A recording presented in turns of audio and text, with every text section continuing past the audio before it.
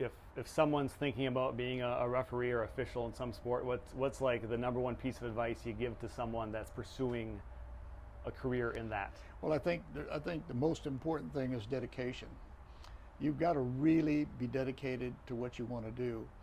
You know, there's good officials, there's average officials, and if you're gonna, it's like anything I've ever done in my life, whether it's been my business or my officiating or my children, you've got to be very dedicated to be the best you can be. You really do.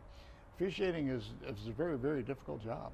I mean, it's like I've said to you before, it's the only thing I know that when I show up at the stadium, I got to be 100% perfect, and when I leave there, I got to be better than that, and only 50% of the people are going to like me, and maybe not even 50%. So, you know, you've got to go into that mindset that, you know, it's not going to go right for you all the time. It's not going to be perfect. You got to get better from it, but you got to be very disciplined and you got to work hard, but you got to be dedicated to be the best you can be at it. And if you are, and you put in the time to study and you put in the time to do it right, and you do your film work and you do everything, you will be successful at it.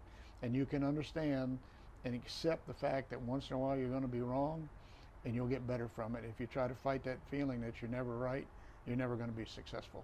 You know, if you don't think you're ever wrong, you're never going to be successful if you think you're right all the time, because you're not going to be. There's times that my flag came out of my pocket and I want to get it on a reel and bring it back in, but there's nothing you can do. And I mean, you can pick it up. That's something you hate to do, but I mean, if you have to, you have to. So, you know, there's times, and I wish I wouldn't have done. I wish I wouldn't have called that, but when I did, I went home and I studied it and I watched it, saw it, looked at it 100 times on tape, and made sure I fixed it. And that's, so you got to be dedicated and you got to really want it, and you can't do anything officiating. You can't do halfway. You got to be all in, and you got to do it right, because there's a lot of people dependent upon you. They're really dependent upon you to be good and do the right thing, because you can change things. You can change outcomes in a hurry, and you don't want that to happen. You never want to be in that position.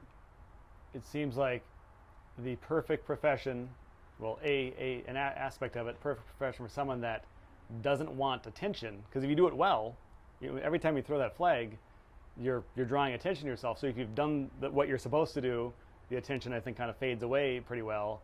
But if you're seeking attention and you're not doing that job well, the attention is just going to be, it's all negative attention. Yeah. You know, the thing about it is, you know, the best thing that happens when you officiate a game is you get done with the game and you get on a plane or you get in the car and you go home and nobody knew you were there. That's the best feeling in the world.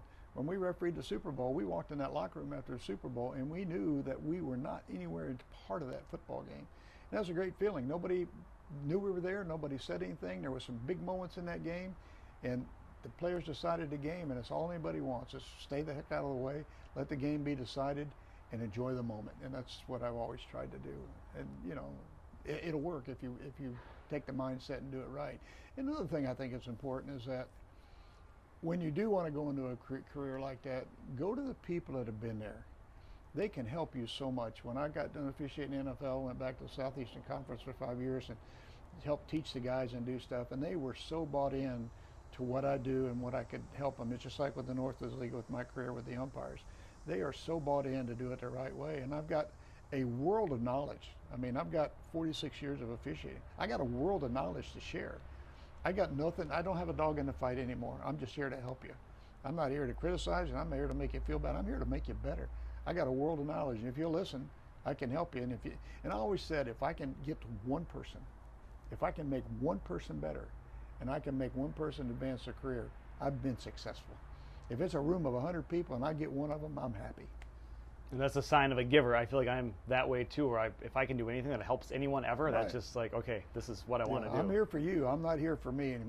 I was never in it for me. I'm always in it for everybody else, and that's what I always wanted to be.